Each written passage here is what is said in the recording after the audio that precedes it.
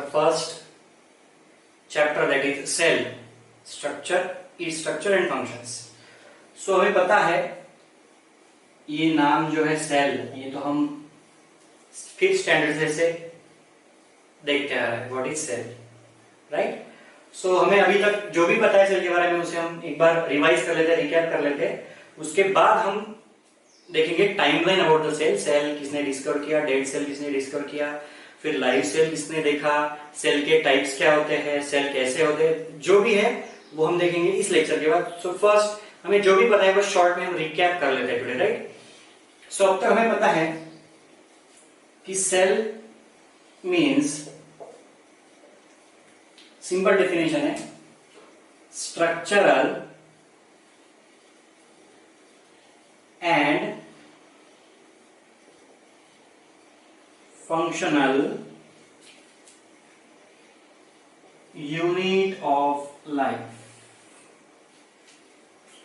जो भी ऑर्गेनिज्म है उसका स्ट्रक्चर और फंक्शन ये किसकी वजह से होता है, तो it is because of cell. So cell जो भी फंक्शंस करेगा, सेल के जैसा भी स्ट्रक्चर होगा वैसा ऑर्गेनिज्म का स्ट्रक्चर होगा. इसलिए हमें सेल पढ़ना बहुत जरूरी है स्टैंडर्ड 11th और 12th और नीट के हिसाब से, राइट. ओके, तो ये हो गई अपनी डेफिनेशन. सो हमने अभी तक देखा कि there are two types of organism.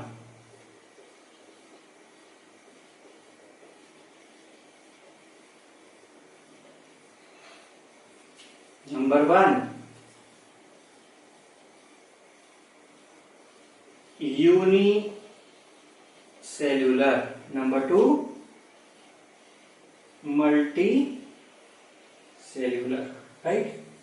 Unicellular organism means ये ऐसे ऑर्गेनिजम्स होते हैं जिनका एक ही सेल होता है, जो एक सेल से बने होते हैं, जिनका पूरा body structure means only one cell, right. और multi cellular organisms means they are made up of number of cells, same cells and different types of cells, right. So as far as multi cellular organism consider, हमें और एक चीज पता है. हमें क्या पता है, हमें पता है जो सेल्स होते हैं वो जब एग्रीगेट होते हैं, कंबाइन होते हैं, तो क्या बनता है, तो बनता है टिश्यू. टिश्यूज क्या बनाते हैं, तो टिश्यूज बनाते हैं ऑर्गन. और ऑर्गन से क्या बनती है, organ system. And this organ system give rise to called as organism.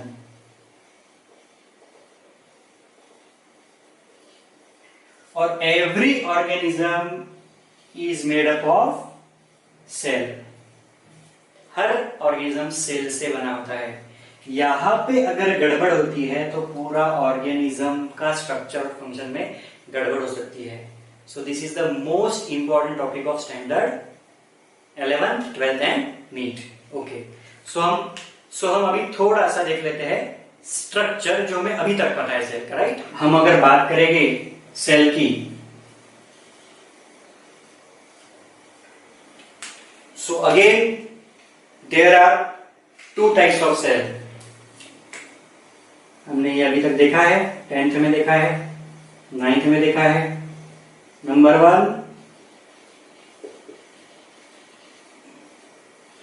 Prokaryotic cell.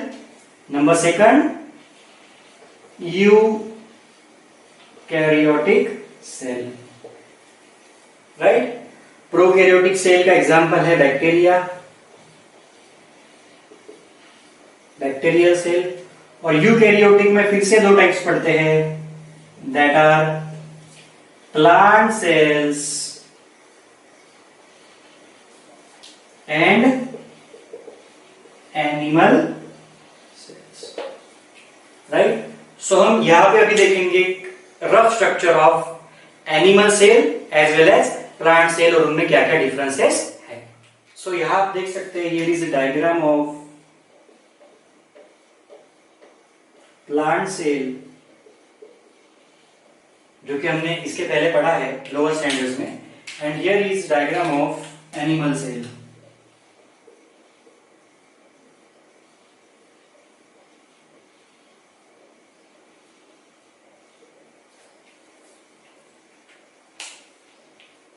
ये दो प्रकार के सेल्स है जो मोस्ट एडवांस है आज, पर इन दो सेल के पहले पूरी वर्ल्ड पे जो कब्जा था वो था प्रोकैरियोटिक सेल का, बैक्टीरिया का। वो इवॉल्व हुए, फिर इस प्रकार के सेल बने। These are the most advance cells present today. So ये जो सेल है आप देख रहे हैं, इनमें कुछ डिफरेंसेस आपको नजर आ रहे होंगे। So let us study first of all plants animal cell. तो यहां पे आप देख सकते हैं, this is the plasma membrane और cell membrane of the cell. Animal cell में सेल वॉल नहीं होता और प्लांट सेल में there is a cell wall. ये एक मेजर डिफरेंस है। सेकंड, आप यहां पे देख रहे हैं न्यूक्लियस, देख पा रहे हैं आप, here is the nucleus, centrally placed nucleus आप देख पा रहे हैं।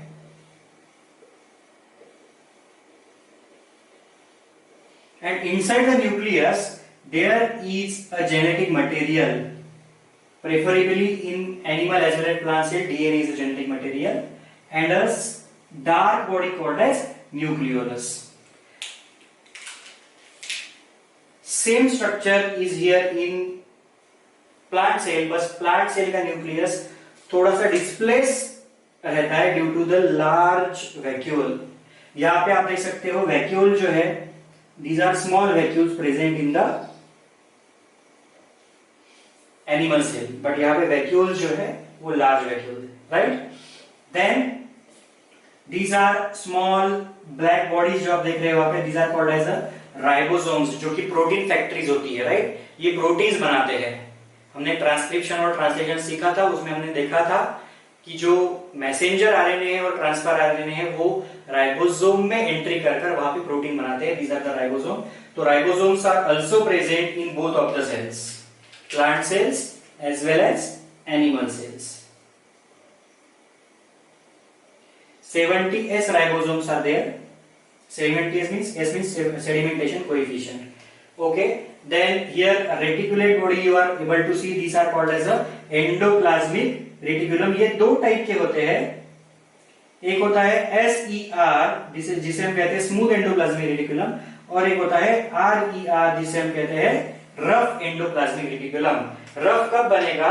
जब एंडोप्लाज्मिक रेटिकुलम के ऊपर रहेंगे ribosomes. When ribosomes are present, stick up to the endoplasmic reticulum, that endoplasmic reticulum is referred as rough endoplasmic reticulum, और जहां पे राइबोसोम नहीं है उसे हम कहेंगे smooth endoplasmic reticulum. Then there is another reticulate body present, हम इसे कहेंगे Golgi complex.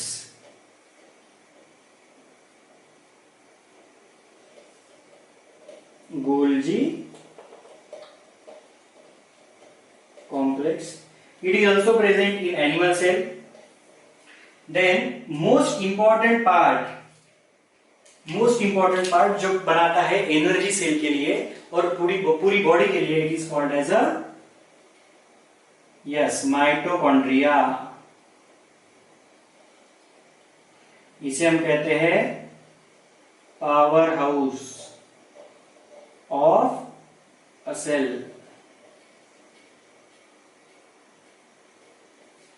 Power house of cell, mitochondria. ये माइटोकॉन्ड्रिया भी प्रेजेंट होता है एनिमल सेल में, और एनिमल सेल में ऐसी और एक बात प्रेजेंट होती है जो प्लांट सेल में नहीं है, वो है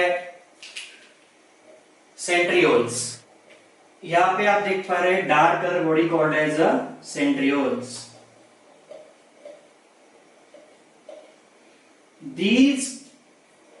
इनका फंक्शन क्या है? सो ड्यूरिंग सेल डिवीजन, जो कि पूरा सेल डिवीजन एक्टिविटी वो कैरी आउट होता है with the help of centriole. ये प्रेजेंट होते हैं सेल प्लांट एनिमल सेल में, but these are absent in plant cell. और एक सेलुलर बॉडी जो प्रेजेंट है प्लांट सेल में बट एब्सेंट एनिमल सेल में, it is called as a chloroplast.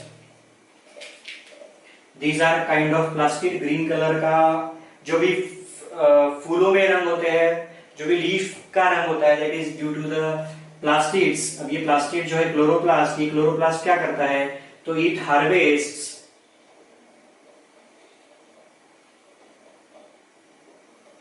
Solar energy. सन की जो एनर्जी है, फोटॉन जो है उसे हार्वेस्ट करके ये फूड बनाते हैं। These are called as a chloroplast. These are green in color और ये एब्सेंट होते हैं एनिमल सेल में। सो और सबसे मेन बात देखनी है हमें, ओके। और जो लास्ट पार्ट है सेल्स का वो है साइटोप्लाज्म।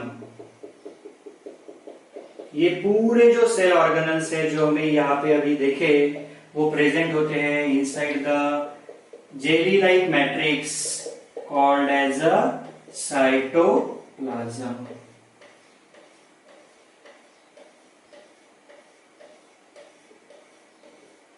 साइटोप्लाज्म।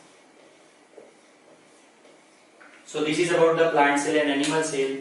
ये हमने लोअर स्टैंडर्ड्स में पढ़ा, पर हमें 11th और 12th और नीट के लिए क्या पढ़ना है, तो हमें पढ़ना है कि ये सेल सबसे पहले डिस्कवर किसने किया, और ये पूरे जो सेल्यूलर ऑर्गेनल्स है इसका स्ट्रक्चर हमें पढ़ना है in standard 11th and 12th for NEET.